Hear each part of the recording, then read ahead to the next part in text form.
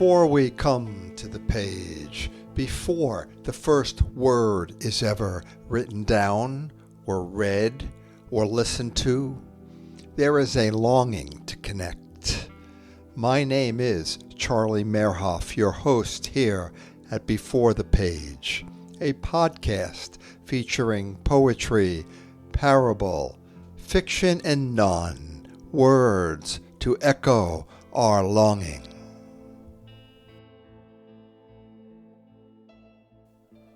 Welcome, friends and listeners.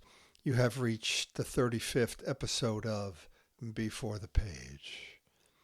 It is always a good time to hear words regarding peace. These come from Jiddu Krishnamurti. We have been examining the various factors that bring about deterioration in our lives, in our activities, in our thoughts, and we have seen that conflict is one of the major factors of this deterioration. And is not peace also, as it is generally understood, a destructive factor? Can peace be brought about by the mind? If we have peace through the mind, does not that also lead to corruption, deterioration? If we are not very alert and observant, that word peace becomes like a narrow window through which we look at the world and try to understand it. Through a narrow window, we can see only part of the sky and not the whole vastness, the magnificence of it. There is no possibility of having peace by merely pursuing peace, which is inevitably a process of the mind. It may be a little difficult to understand this, but I shall try to make it as simple and clear as I can. If we can understand what it means to be peaceful, then perhaps we shall understand the real significance of love. We think that peace is something to be achieved through the mind, through reason. But is it? Can peace ever come about through any quieting, through any control or domination of thought? We all want peace, and for most of us, peace means to be left alone, not to be disturbed or interfered with. So we build a wall around our own mind, a wall of ideas.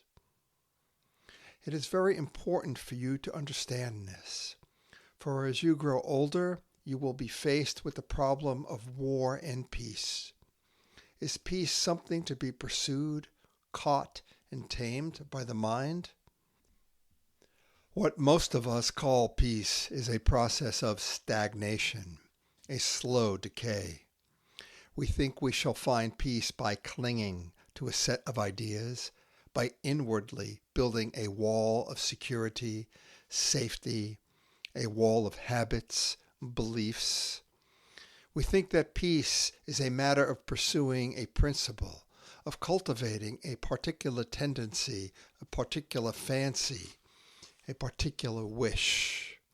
We want to live without disturbance, so we find some corner of the universe or of our own being into which we crawl, and we live in the darkness of self-enclosure. That is what most of us seek in our relationship with the husband, with the wife, with parents, with friends.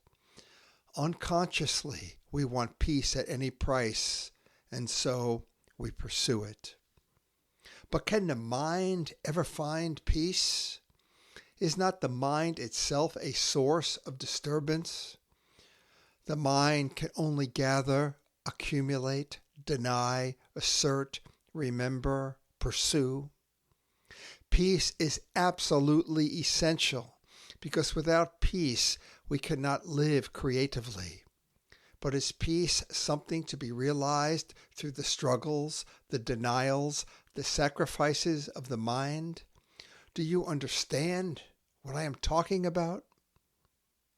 We may be discontented while we are young, but as we grow older, unless we are very wise and watchful, that discontent will be canalized into some form of peaceful resignation to life.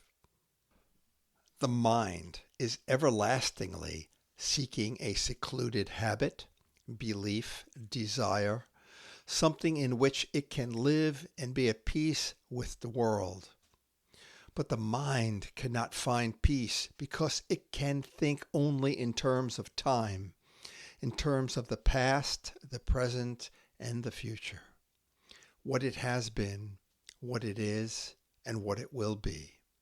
It is constantly condemning, judging, weighing, comparing, pursuing its own vanities, its own habits, beliefs, and such a mind can never be peaceful. It can delude itself into a state which it calls peace, but that is not peace. The mind can mesmerize itself by the repetition of words and phrases, by following somebody, or by accumulating knowledge, but it is not peaceful, because such a mind is itself the center of disturbance. It is by its very nature the essence of time. So the mind with which we think, with which we calculate, with which we contrive and compare, is incapable of finding peace. Peace is not the outcome of reason, and yet, as you will see if you observe them, the organized religions are caught up in this pursuit of peace through the mind. Real peace is as creative and as pure as war is destructive. And to find that peace, one must understand beauty. That is why it is important, while we are very young, to have beauty about us. The beauty of buildings that have proper proportions, the beauty of cleanliness, of quiet talk among the elders. In understanding what beauty is, we shall know love, for the understanding of beauty is the peace of the heart. Peace is of the heart, not of the mind. To know peace, you have to find out what beauty is.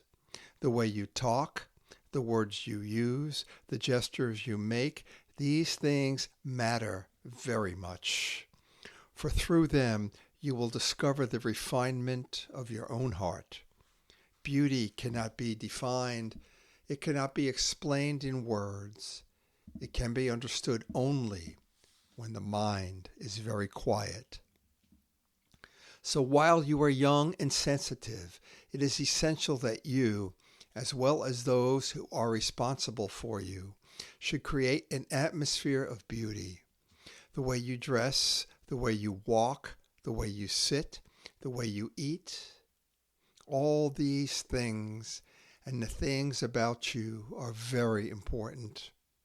As you grow up, you will meet the ugly things of life. Ugly buildings, ugly people with their malice, envy, ambition, cruelty. And if in your heart there is not founded an established perception of beauty, you will easily be swept away by the enormous current of the world. Then you will get caught in the endless struggle to find peace through the mind. The mind projects an idea of what peace is and tries to pursue it, thereby getting caught in the net of words, in the net of fancies and illusions. Peace can come only when there is love. If you have peace merely through security, financial or otherwise, or through certain dogmas, rituals, verbal repetitions, there is no creativeness. There is no urgency to bring about a fundamental revolution in the world. Such peace only leads to contentment and resignation. But when in you there is the understanding of love and beauty, then you will find the peace that is not a mere projection of the mind. It is this peace that is creative, that removes confusion and brings order within oneself. But this peace does not come through any effort to find it. It comes when you are constantly watching, when you are sensitive to both the ugly and the beautiful, to the good and the bad, to all the fluctuations of life. Peace is not something petty, created by the mind. It is enormously great, infinitely extensive, and it can be understood only when the heart is full. And that was from the 17th chapter of Life Ahead. Those same words can be found in Living in an Insane World. J. Krishnamurti. Moving on. Someone approached Krishnamurti and they said, "I am full of hate. Will you please teach me how to love?" And this is Krishnamurti's response. No one can teach you how to love. If people could be taught how to love, the world problem would be very simple, would it not? If we could learn how to love from a book as we learn mathematics, this would be a marvelous world. There would be no hate, no exploitation, no wars, no division of rich and poor, and we would all be really friendly with each other. But love is not so easily come by. It is easy to hate, and hate brings people together after a fashion. It creates all kinds of fantasies. It brings about various types of cooperation, as in war. But love is much more difficult. You cannot learn how to love, but what you can do is to observe hate and put it gently aside. Don't battle against hate. Don't say how terrible it is to hate people, but see hate for what it is and let it drop away. Brush it aside. It is not important. What is important is not to let hate take root in your mind. Do you understand? Your mind is like rich soil, and if given sufficient time, any problem that comes along takes root like a weed, and then you have the trouble of pulling it out. But if you do not give the problem sufficient time to take root, then it has no place to grow and it will wither away. If you encourage hate, give it time to take root, to grow, to mature, it becomes an enormous problem. But if each time hate arises, you let it go by, then you will find that your mind becomes very sensitive without being sentimental. Therefore, it will know love. The mind can pursue sensations, desires, but it cannot love.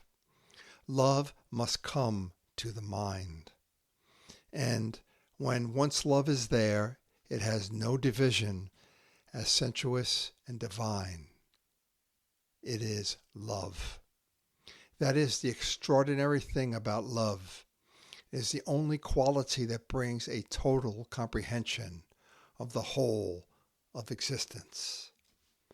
And those words can be found in Think on These Things, the 8th chapter, and also found in Living in an Insane World. But continuing on that question, will you please teach me how to love?